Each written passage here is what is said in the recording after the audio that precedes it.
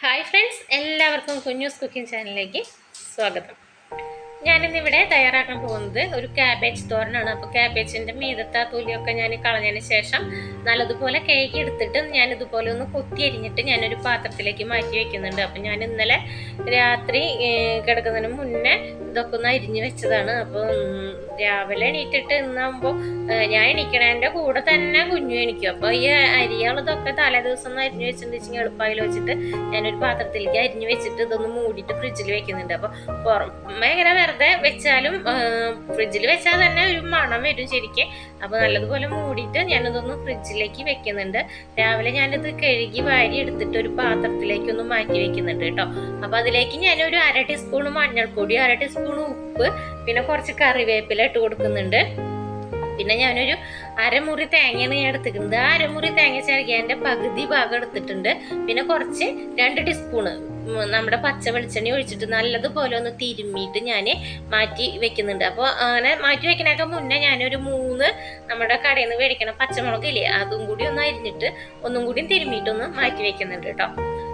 അപ്പോൾ ഉപ്പൊക്കെ ഒന്ന് പിടിക്കാൻ വേണ്ടിയിട്ട് അവിടെ വെച്ചിട്ടുണ്ട് തിരുമ്മിയിട്ട്. പിന്നെ ഞാനൊരു പാൻ ചൂടാവാൻ വേണ്ടി അടുപ്പത്തേക്ക് വെച്ചു.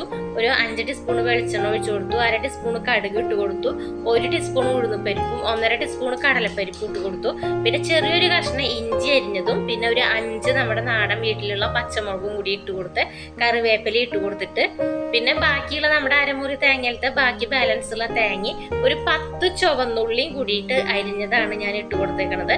അതും കൂടി ഇട്ട് നല്ലതുപോലെ ഞാനൊന്ന് ഇളക്കി കൊടുക്കുന്നുണ്ട്. ഈ ഇളക്കി കൊടുക്കുന്നതിൻ്റെ ഇടയിൽ ഞാൻ ഒരു 3 വറ്റൽമുളക് പൊട്ടിച്ചത് ചെറിയ കഷ്ണങ്ങളാക്കിയതും 1/2 ടീസ്പൂൺ മഞ്ഞൾപ്പൊടിയും കൂടി ആഡ് ചെയ്തിട്ട് നല്ലതുപോലെ ഞാൻ വീണ്ടും ഒന്ന് മൂപ്പിച്ചെടുക്കുന്നുണ്ട്. അതിനുശേഷം ഞാൻ നമ്മുടെ തിരുമ്മി മാറ്റി വെച്ചിട്ടുള്ള നമ്മുടെ ക്യാബേജ് ഇതിലിട്ട് കൊടുത്തിട്ട് നല്ലതുപോലെ ഞാൻ ഇളക്കി കൊടുക്കുന്നുണ്ട്.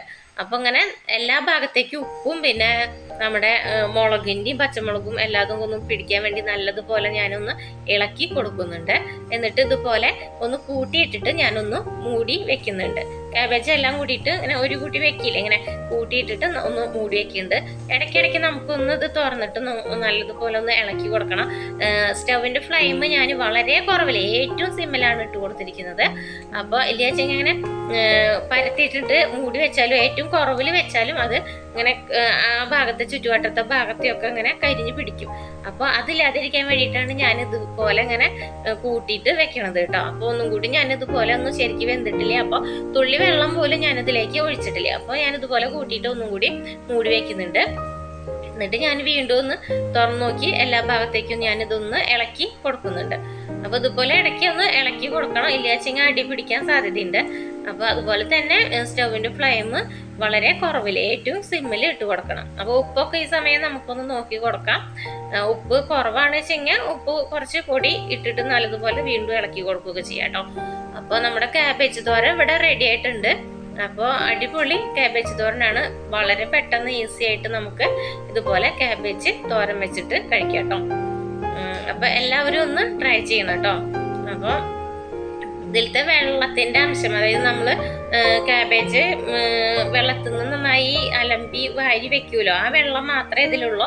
അപ്പോൾ അതൊന്ന് വറ്റിച്ചെടുക്കാൻ വേണ്ടിയിട്ടാണ് ഞാനിതുപോലെ ഒന്ന് വളരെ സിമ്മിലിട്ടിട്ട് ഒന്നും കൂടി ഇങ്ങനെ വലിച്ചെടുക്കുകയാണ് ചെയ്യണത് കേട്ടോ. അല്ലാതെ ഞാനിത് വേറെ വെള്ളമൊന്നും ഞാനിതിലേക്ക് ഒഴിച്ചിട്ടില്ല. ഞാനിതൊരു നമ്മുടെ ഒരു കറിപ്പാത്രത്തിലേക്ക് ഞാനിതൊന്ന് മാറ്റിയിട്ട് വെക്കുന്നുണ്ട് കേട്ടോ. അപ്പോൾ വളരെ എളുപ്പത്തിൽ നമുക്ക് തയ്യാറാക്കാൻ പറ്റുന്ന ഒന്നാണ്. അപ്പോൾ എല്ലാവരും ഒന്ന് ട്രൈ ചെയ്യണം കേട്ടോ.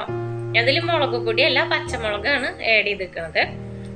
അതുപോലെ തന്നെ നിങ്ങൾക്ക് വീഡിയോ ഇഷ്ടമാവുകയാണെന്ന് വെച്ചെങ്കിൽ ഒന്ന് ലൈക്ക് ചെയ്യാനും ഒന്ന് സബ്സ്ക്രൈബ് ചെയ്യാനും ഷെയർ ചെയ്യാനും മറക്കരുത് കേട്ടോ. അപ്പോൾ എല്ലാവരും ഒന്ന് ട്രൈ ചെയ്യാം. Okay, thank you.